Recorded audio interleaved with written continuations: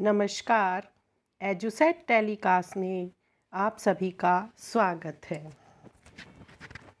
मैं श्रीमती अन्नू, प्रवक्ता राजनीति विज्ञान, government senior secondary school Khedar, आपके समक्ष लेकर आई हूँ कक्षा 12 का प्रथम पुस्तिका का तीसरा अध्याय नियोजित विकास की राजनीति।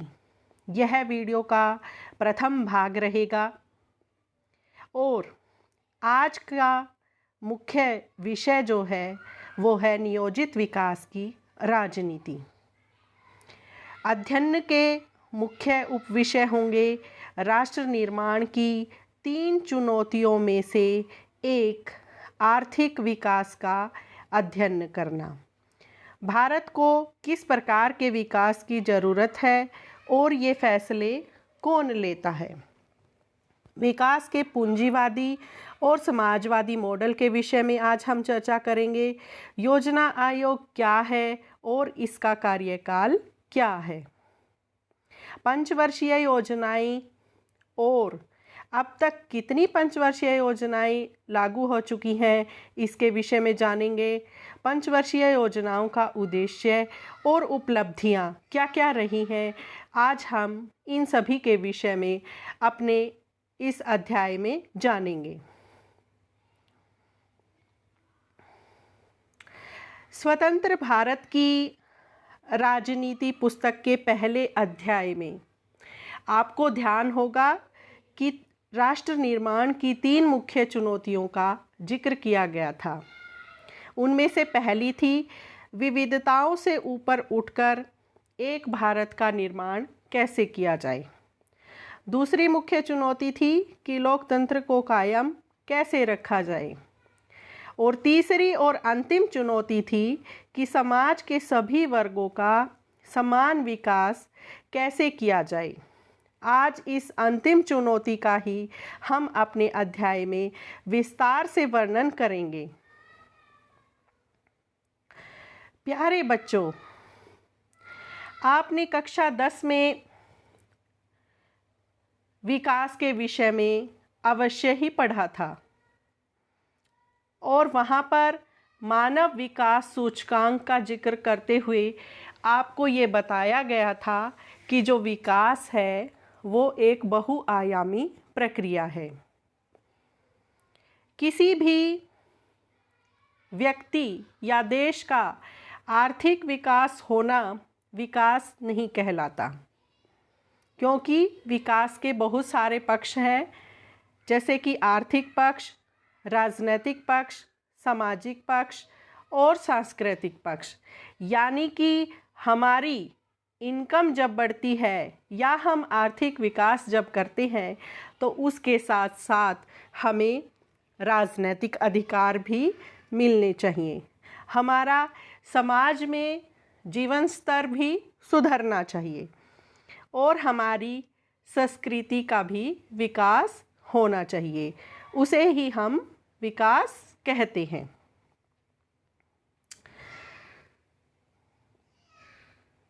बच्चों, आज के अध्याय के आरंभ में पाठ्य पुस्तिका में भारत के उड़ीसा राज्य की समस्या को उठाया गया है। क्या आप जानते हैं कि ये समस्या किस चीज़ से संबंधित है? आइए बतलाते हैं। भारत के उड़ीसा राज्य में लौह अयस्क की बहुत सारी खानें थी। उड़ीसा की राज्य सरकार ने विचार किया कि यदि हम यहाँ पर एक लौह इस्पात संयंत्र लगा दें तो उससे क्या होगा, हमारे राज्य की जो पूंजी संबंधी आवश्यकताएं हैं वो पूरी हो जाएंगी। केंद्र सरकार ने भी राज्य सरकार की इस बात का समर्थन किया और वहाँ पर लौह इस्पात का पोस्को नाम का एक प्लांट कोरियाई कंपनी की सहायता से लगा दिया गया। क्या आप जानते हैं जब ये पोस्को प्लांट लगाया गया उड़ीसा के अंदर, तो उस समय उड़ीसा के विभिन्न सामाजिक वर्गों के हित आपस में टकरा गए। आइए जानते हैं कि वहाँ पर कौन कौन से सामाजिक वर्गों के हित टकरा बैठे।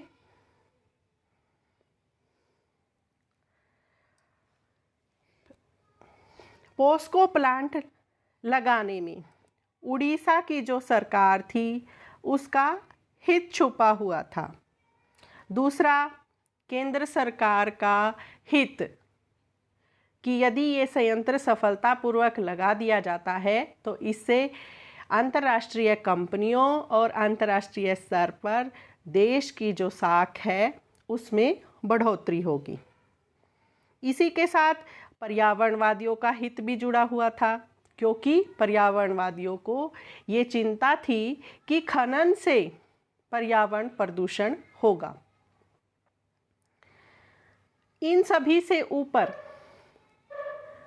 उड़ीसा के इस क्षेत्र में जो आदिवासी निवास करते थे उन्हें भी अपने हितों की चिंता थी। उन्हें विस्थापन का दर्द सता रहा था कि अगर ये प्लांट लगा दिया गया तो क्या है, उन्हें ये जगह खाली कर कर दूसरी जगह पर जाना पड़ेगा। इस प्रकार से विभिन्न सामाजिक हितों को टकराव होने से अब ये प्रश्न उठ खड़ा हुआ कि क्या इन सभी सामाजिक हितों में कोई सामंजस्य स्थापित किया जा सकता है, और इस प्रकार का सामंजस्य स्थापित करने के लिए क्या किसी की राय ली जानी चाहिए, और सबसे ऊपर कि इस प्रकार के जो फैसले हैं वो कौन ले, विशेषज्ञ ले या फिर राजनेता ले। और हम ये भली भांति जानते हैं कि लोकतंत्र में जितने भी फैसले हैं वो सभी राजनीतिक लोग लेते हैं, क्योंकि वो जनता के प्रतिनिधि हैं। जनता के प्रतिनिधि होने के नाते ही उन्हें सभी फैसले लेने का अधिकार होता है।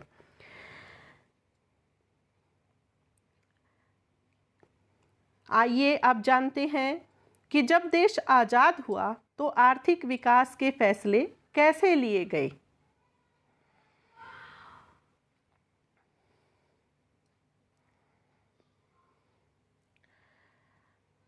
दुनिया में आर्थिक विकास के दो ही मॉडल उस समय सामने आए। एक था विकास का पूंजीवादी मॉडल और दूसरा था विकास का समाजवादी मॉडल। विकास का जो पूंजीवादी मॉडल था उसमें उत्पादन और वितरण के साधनों पर निजी स्वामित्व था, यानी कि उत्पादन और वितरण के जो सभी साधन हैं वो निजी लोगों के हाथों में थे। इस प्रकार का मॉडल अमेरिका और यूरोप के देशों ने अपनाया और उन्होंने अपने देश में व्यक्ति को व्यापार करने की खुली छूट दे दी। दूसरा था विकास का समाजवादी मॉडल। समाजवादी मॉडल में उत्पादन और वितरण के साधनों पर राज्य का नियंत्रण होता है।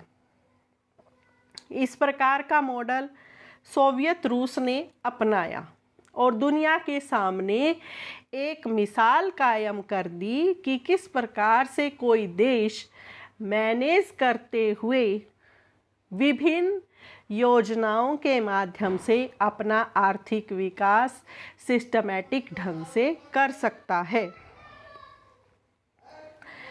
भारत ने इन दोनों ही आर्थिक विकास के मॉडलों का अध्ययन किया और अपना एक तीसरा मॉडल विकसित किया, जिसे सारी दुनिया मिश्रित अर्थव्यवस्था के मॉडल के रूप में जानती है।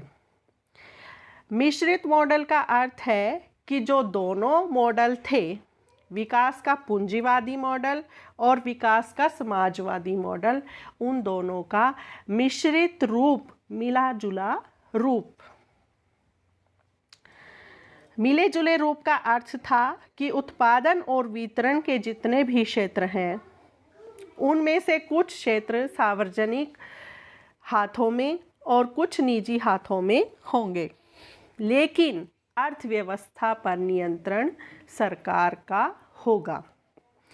इस प्रकार का मॉडल जब भारत ने अपनाया तो क्या भारत में उसका विरोध हुआ या उसे आसानी से स्वीकार कर लिया गया?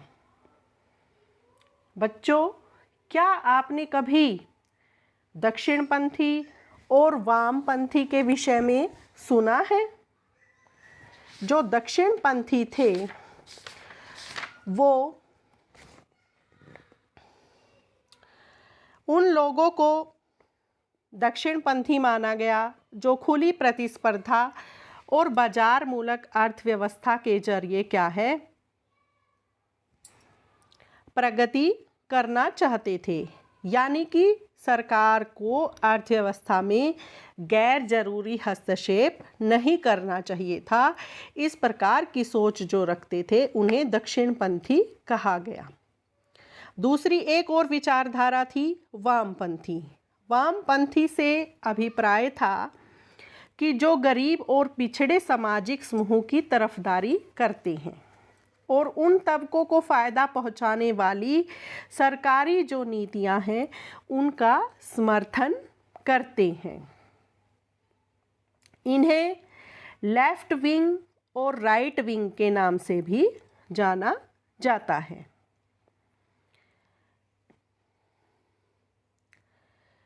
जब मिश्रित अर्थव्यवस्था के मॉडल की बात आई तो भारत के सामने एक अन्य प्रश्न यह था कि इस मिश्रित अर्थव्यवस्था के मॉडल को आगे चलकर इम्प्लीमेंट किस प्रकार से, किस स्ट्रक्चर के या किस संरचना के रूप में इसको विकसित किया जाए।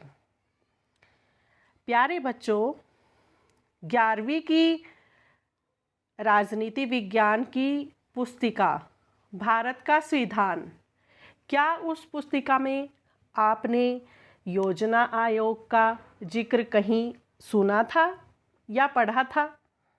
उत्तर होगा नहीं। वहाँ पर योजना आयोग का जिक्र इसलिए नहीं हुआ क्योंकि योजना आयोग संविधान के तहत स्थापित की गई संस्था नहीं थी। योजना आयोग का गठन भारत सरकार ने एक सीधे साधे प्रस्ताव के जरिए किया।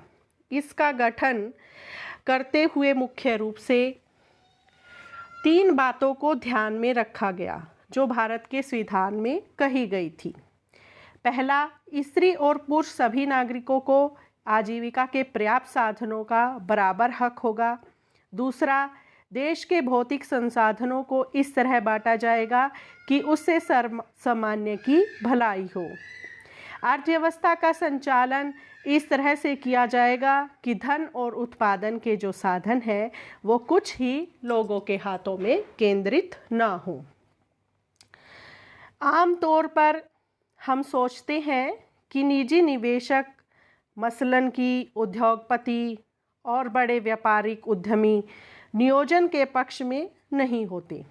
वह एक खुली अर्थव्यवस्था चाहते हैं जहां पूंजी के बहाव पर सरकार का कोई अंकुश न हो। लेकिन भारत में ऐसा नहीं हुआ। 1944 में उद्योगपतियों का एक बड़ा तबका एकजुट हुआ और उसने नियोजित अर्थव्यवस्था पर चलने का एक संयुक्त प्रस्ताव तैयार किया। इसे हम बॉम्बे प्लान के नाम से जानते हैं। इस प्रकार उस समय चाहे दक्षिणपंथी हो या फिर वामपंथी, दोनों ने ही देश को नियोजित अर्थव्यवस्था की राह पर चलाने का अपना जो है प्रस्ताव वो सरकार के सामने रखा। अब जो योजना आयोग था वो मार्च 1950 में बनकर तैयार हो गया था।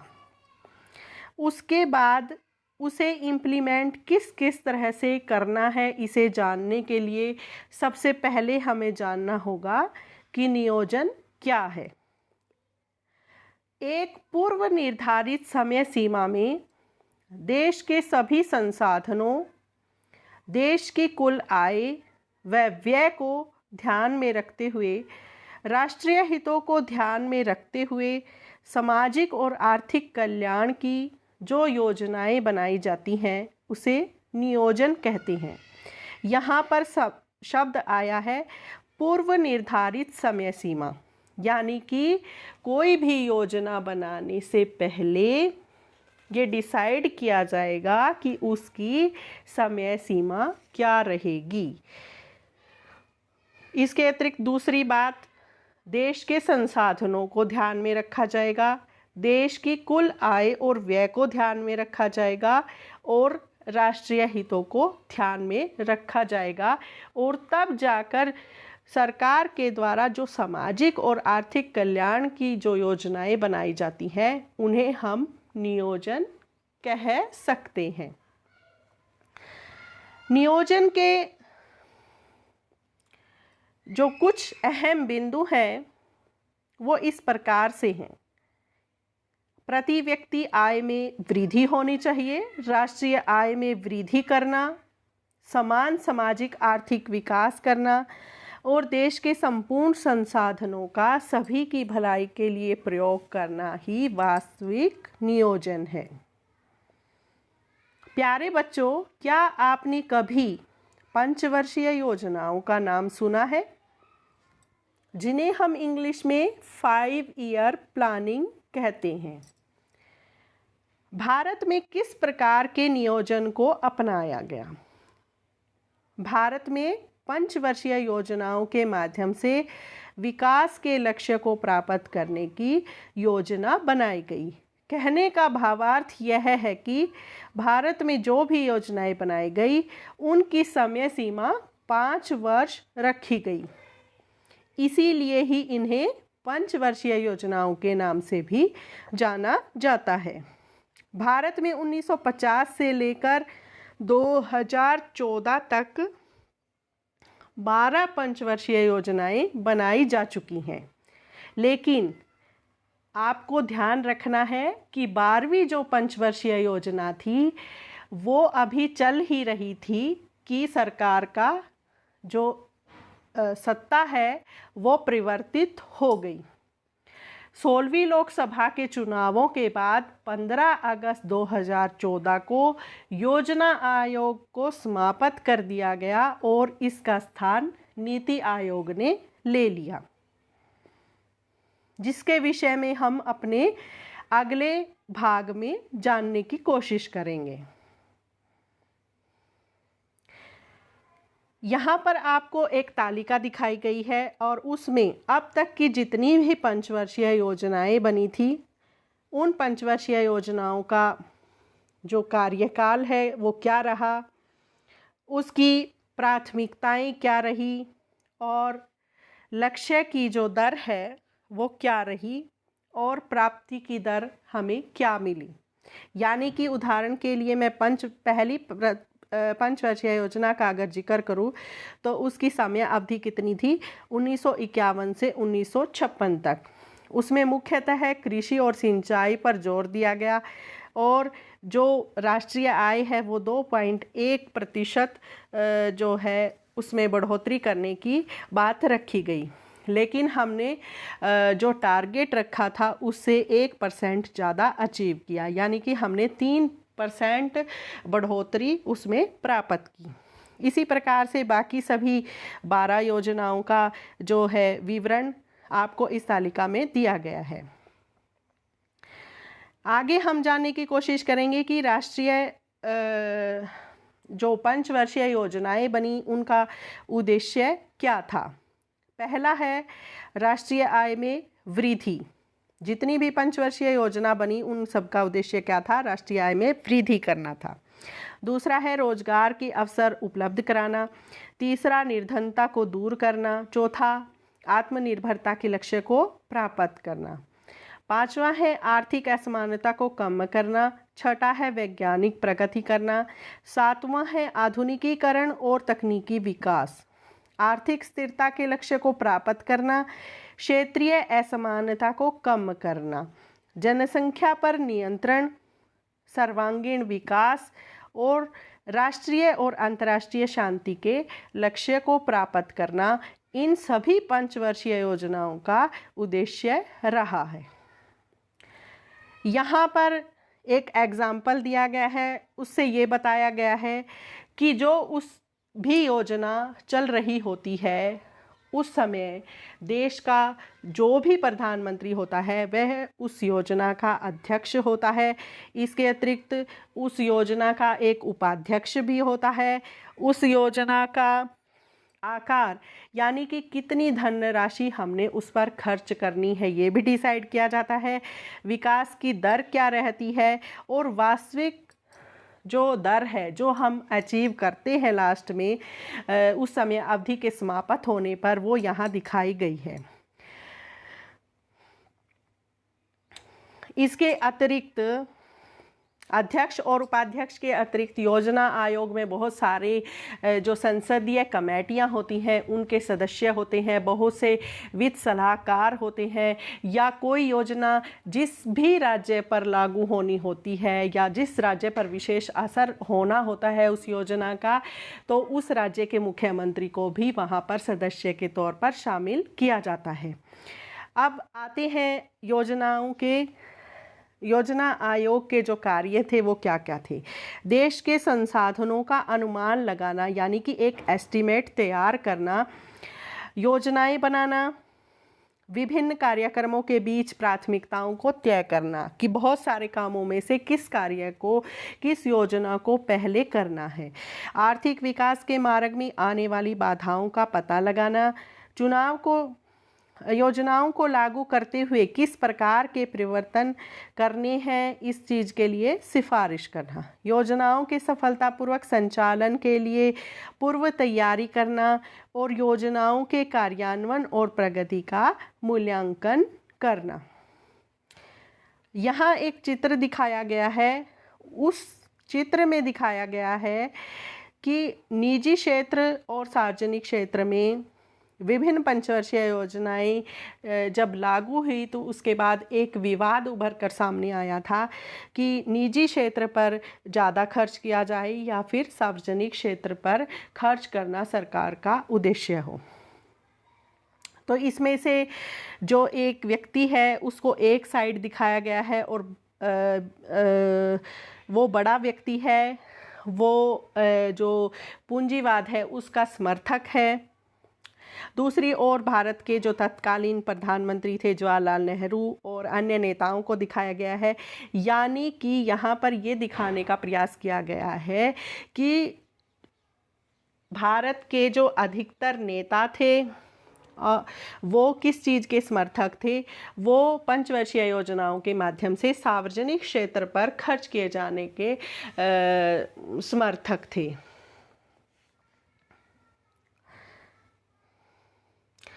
प्रथम पंचवर्षीय योजनाओं में कृषि पर बल दिया गया, जबकि दूसरी पंचवर्षीय योजनाओं में उद्योगों पर बल दिया गया, क्योंकि भारत जो है औद्योगिक दृष्टि से उस समय बहुत पिछड़ा हुआ था।